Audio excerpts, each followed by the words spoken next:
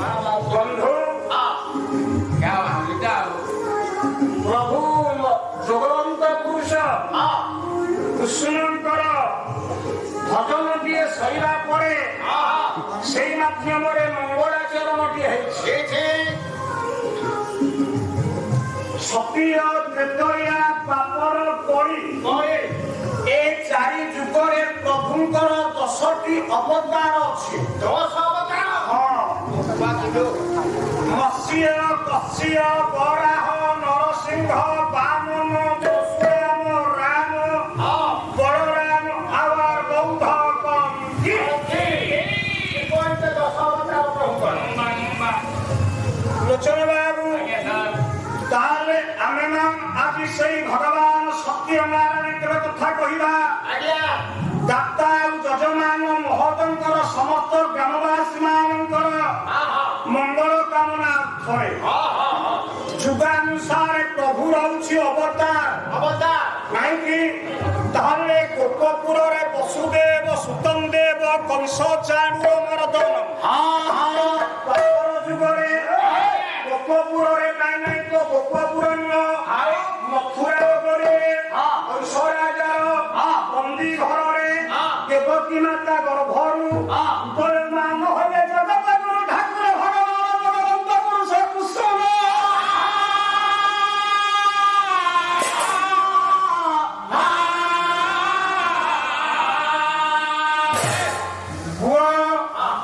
ତାହେଲେ ଦଶମ ସ୍କନ୍ଦ ଭଗବତ ଗଣେ କହେ ବ୍ୟାସଙ୍କର କଲମ ଗଲେ କୃଷ୍ଣ ଅବତାରଶ୍ଚ ଗୋପୀ କୃଷ୍ଣ ମନରାଧ୍ୟ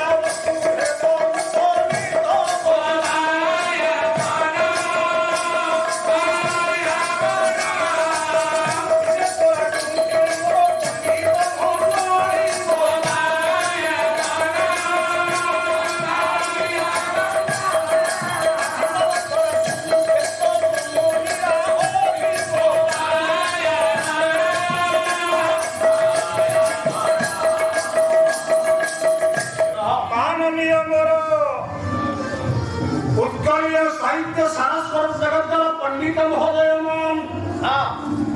ମୁଁ ଆପଣମାନଙ୍କୁ ମଙ୍ଗଳାଚରଣ ମାଧ୍ୟମରେ କାହାଣୀଟିଏ କହିବା ପାଇଁ ଯାଉଛି। ହଜମ ନିଶ୍ଚିତ ହବ। ଓଡ଼ିଶୀ ଚାଲିଛି, ସଙ୍ଗୀତ ଚାଲିବ, ନୃତ୍ୟ ରଙ୍ଗ ଚାଲିବ, ସବୁ ଚାଲିବ ବାବୁରେ। ତାହେଲେ ପ୍ରଭୁ କହିଲେ ବ୍ୟାସଙ୍କର କଲମ ହେଲା ଗୋପେ କୁସୁନ ଅବତାରଶ୍ଚ ଗୋପୀ କୁସୁନ ମଥୁରା ନଗରୀ ବୋଲି କହିଲେ ଗୋପେ କୁସୁନ ଅବତାରଶ୍ଚ ଗୋପପୁରରେ ନନ୍ଦ ମନ୍ଦିରରେ ମା ଯଶୋବତୀଙ୍କ କୂଳରେ ଉଦୟମାନ ହେଲେ ଜଗତ ଜଗବନ୍ତ ପୁରୁଷ କୃଷ୍ଣ। ଏଇଥିପାଇଁ କି ଆପଣମାନଙ୍କର ଦଶମ ସ୍କନ୍ଦ ଭାଗବତ କହେ ଗୋପପୁରରେ ଜନ୍ମ ନେଇଛନ୍ତି ପ୍ରଭୁ। କଣ କରିଛନ୍ତି? ଘରେ ବସ୍ତ ସେ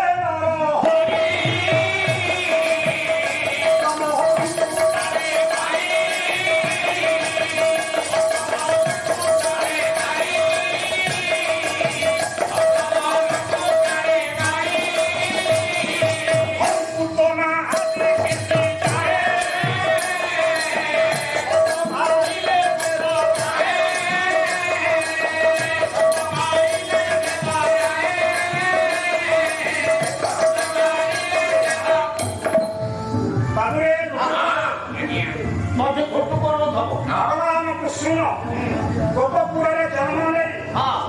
ପ୍ରଥମ ବର୍ଷ ଠାରୁ ତୃତୀୟ ବର୍ଷ ଭିତରେ ପୁତନା ରାକ୍ଷସୀକି ବିନାଶ କଲେ। ଅଷ୍ଟବର୍ଷେ ନରହରି ଅଷ୍ଟମଲ୍ଲଙ୍କୁ ପ୍ରାୟ 8ଟା ମଲ୍ଲଙ୍କୁ ବିନାଶ କଲେ। 8 ବର୍ଷ ଭିତରେ 8ଟା ମଲ୍ଲଙ୍କୁ ବିନାଶ କଲେ। ଛୋଟିଆ ପିଲାଟା 8 ବର୍ଷର ପୁଅଟା କିଭଳି ବଳବୀର୍ଯ୍ୟ ଥିଲା ତାର ସେ ଜଗବନ୍ତ ପୁରୁଷ ଭଗବାନ କୃଷ୍ଣଙ୍କର କାହୁଁ ଯେ ଅକ୍ରୂର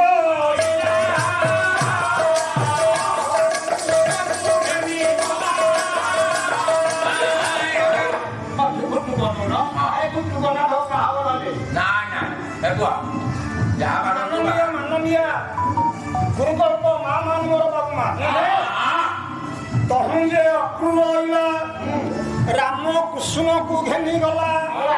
କାହୁ ଅଚାନକ ଭାବରେ କାହା କଳ୍ପନାରେ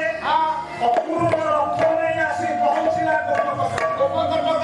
ଗୋପକଟକରେ ଡିଣ୍ଡିମ ବାଜିଲା ପୁରା ନଗରୀରୁ ଐଶ୍ୱରାଜାର ପୁତ୍ର ଅକ୍ରୂର ଆସିଛି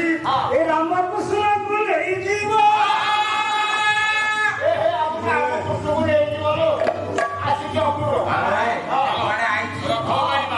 ରଥ ଯାଇ ପହଞ୍ଚିଛି ଦ୍ୱାରଦେଶ ଅକ୍ରୂର ଅଛନ୍ତି ପୁରିଆ ହେଲାଣି ମଥୁରା ନଗରୀରେ ଏ ଗୋପନଗରୀରେ ପୁରିଆ ହେଲାଣି ଯେ ରାମକୃଷ୍ଣଙ୍କୁ ନିଶ୍ଚିତ ଭାବରେ ଅକ୍ରୂର କଳ୍ପନା ଜଳ୍ପନା କରି ଏ ବଂଶ ନିଶ୍ଚିତ ବିନାଶ କରିବ ଏକାଦଶ ସ୍କନ୍ଧରେ ପ୍ରତିବଳି ଜଗନ୍ନାଥ ଭୁଆଶଙ୍କର କଲମ ଥାଏ କହିଲେ କଳ୍ପନା ଉଡ଼େ ତାର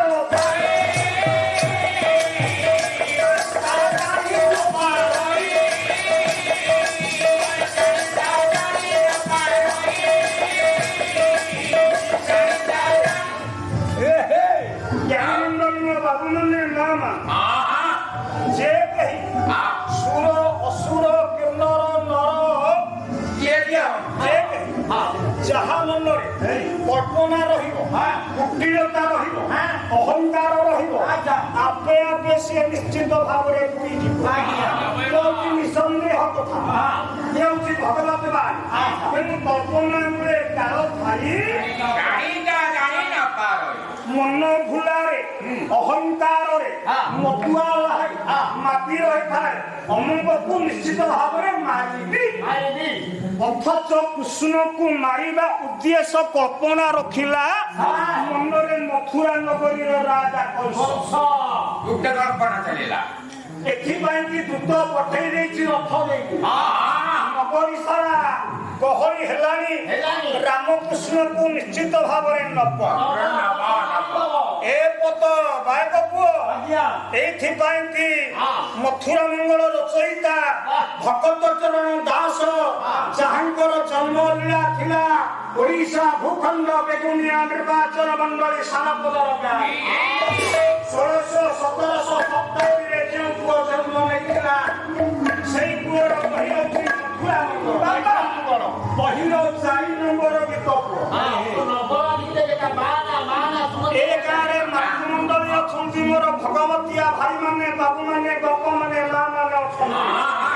अछंती आपण माने चंपू जानंती ओडिसी जानंती छंद जानंती चौपाही जानंती चौपदी जानंती तेणु पाला माध्यमरे पुराण चर्चित उपरे छंद चंपू ओडिसी नथिले पाला नाय देखुचु लोचन राम कौन करले भगवत गणदास बोले दांडोरे सुभिला राम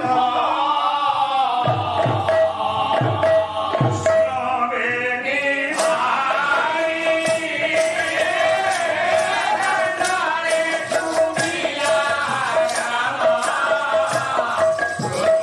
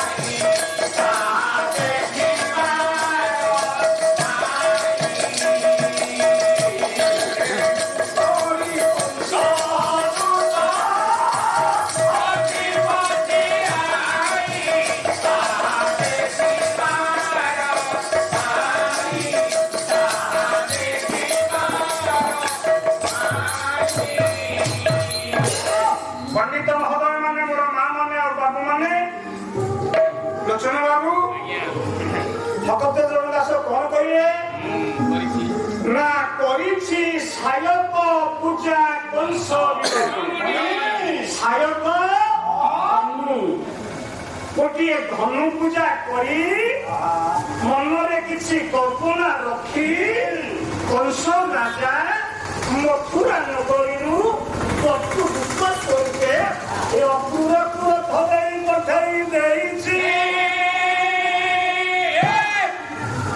ସମସ୍ତେ ସଜବାଜ ହେଇଗଲେଣି ସେ ଯିବା ପାଇଁ କୃଷ୍ଣ ସମସ୍ତଙ୍କୁ ନିର୍ଦ୍ଦେଶ ଦେଲେଣି ଆମେ ଯେ ଦୁଇ ଭାଇ କେବଳ ଯିବୁନି ଆମ ଗୋପନଗରୀରେ ଯେତେ ଅଛନ୍ତି ମୋର ମା ଆଉ ବାପା ସହିତ ଆମେ ସମସ୍ତେ ଯିବା ଯାତ୍ରା ଦେଖିବା ସମସ୍ତେ ଯିବା ଯାତ୍ରା ଦେଖି ଆଉ ଦିଏଶରେ ସମସ୍ତ ଗୋପାଙ୍ଗନା ମନେ ବାହାରିଲେ ସତ୍ୟ ମନରେ ରହିଗଲା ଖୋଭିୟ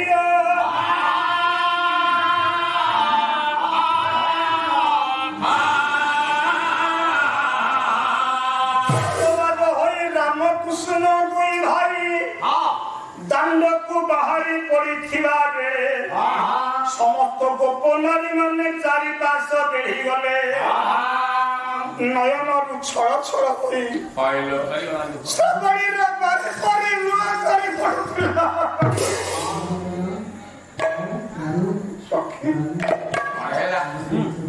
ଆମ କୃଷ୍ଣ ଆମକୁ ଛାଡ଼ି କରି ମଥୁରା ଯିବେ ନା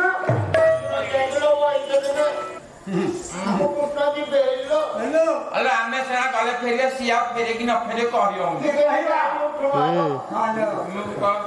ଛିଡ଼ା ହେଇପାରିଛନ୍ତି ସମସ୍ତେ ଗୋପନ କରି ନାହିଁ ମାନେ ରାମକୃଷ୍ଣ ଦୁଇ ଭାଇ ଛୁଆ କରି ସାଗରୀରେ ବାରି ପରି ତ ଲୁହ ଝରି ଯାଉଥିଲା ପଞ୍ଚ କାଲିରେ କିଏ ମତେ ସେ ଲଗେଇଥିଲା ଯେ ସିଦ୍ଧାନ୍ତକୁ ସେ ଲଗେଇଥିଲା କହିଲା ମୁଁ ବୋଉ ସିଦ୍ଧାନ୍ତ କଣ ଥିଲା ତ କହିଲା ମୁଁ ପଛରେ ଲଗେଇବେନି ଯିବି ତମେ ଯିବ ମୁଁ ଯିବି ସେ କାହା ଆମ ଠାରୁ ଯୋଉ ସ୍ନେହ ପାଇଛନ୍ତି ଆମ ଠାରୁ ଯୋଉ ପ୍ରେମ ପାଇଛନ୍ତି ସତ୍ୟ କଣ ଏ ପ୍ରେମ ସ୍ନେହ ପାଇବେ ହେ ଗୋବିନ୍ଦ ଯିବ ପଦ ମୁଁ ସକାଳେ ଫୋନ ଶାଢ଼ୀଟା ଅଛି ତିନିଟା ସାକ୍ଷୀୟ ସ୍ୱରଟା ତାଳଟା ହଉଛି ତ୍ରିପୁଟା ବହି ମଥୁରା ମଙ୍ଗଳ ପଞ୍ଚମ ନମ୍ବର ଗୀତ ଗୋପୀ ମାନେ କହୁଛନ୍ତି ଲୁହ ଝରି ଯାଉଛି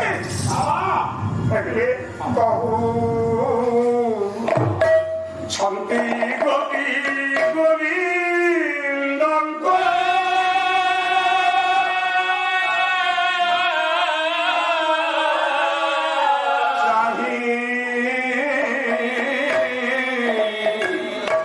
ଶିବ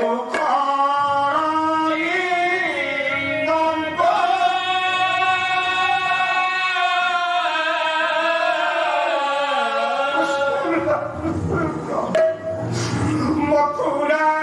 গলে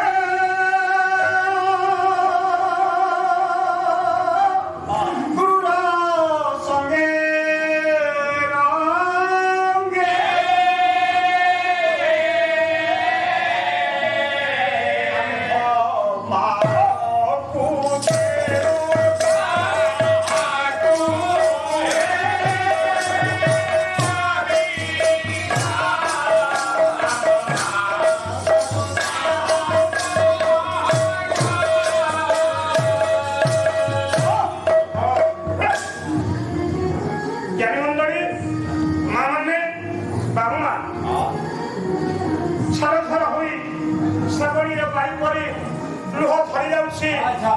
ଗୋପିକା ମାନଙ୍କ ନୟନ କହ ତମେ ଯେବେ ମଥୁରା ନଗରୀ ଯିବ ଆମ ଏଇ ସକାଳ ଗୋପନୀୟ ମାନଙ୍କୁ କାହା ପାରେ ଦେଇକି ଯିବା ତମେ ଆଉ ଫେରିବ ନା ତମେ ନ ଫେରିବ ବାବୁରେ ଅଧୈର୍ଯ୍ୟ ହଉନା ସମସ୍ତ ଗୋପାଙ୍ଗନା ଅଧୈର୍ଯ୍ୟ ହଉନା ସମସ୍ତ ଗୋପାଳମାନେ ତମେ ଯୋଉଠି ଅଛ ମୁଁ ସେଇଠି ଅଛି ସବୁବେଳେ ତୁମ ପାଖରେ ଅଛି ମୁଁ ନିଶ୍ଚିତ ଫେରିବି କୃଷ୍ଣ କହନ୍ତି ଶୁଣ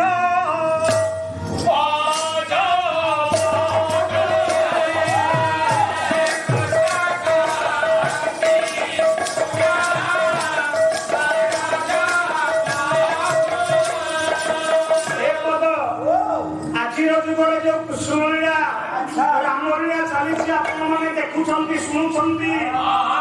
ଚରଣ ଦାସଙ୍କର ଏ 6 ନମ୍ବର ଗୀତରେ ସ୍ୱରରେ ଧାରି ଦିଆଯାଉଛି କୃଷ୍ଣ ମହାପ୍ରଭୁ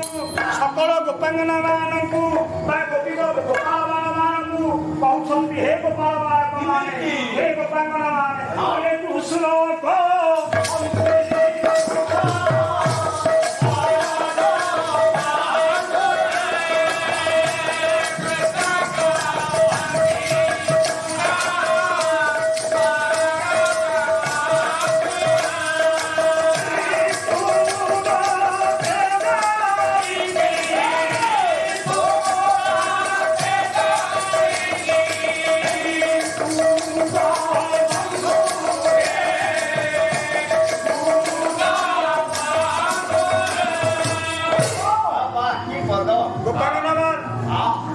ପୁରୁଣା ଯୁଗର ଗୀତ ନଥିଲେ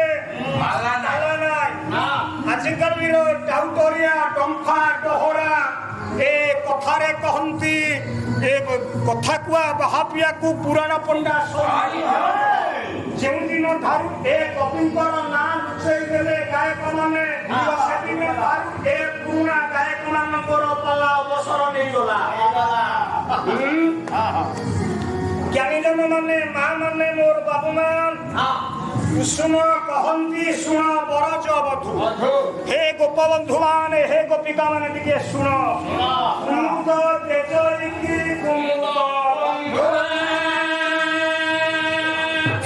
କହିଲେ କଇଁ ଫୁଲର ବନ୍ଧୁ ହେଉଛନ୍ତି ଚନ୍ଦ୍ର ଚନ୍ଦ୍ର କଇଁ ଫୁଲକୁ ଛାଡ଼ି ପାରନ୍ତି କି ধারি করলে ভগত দাস চরণ পাই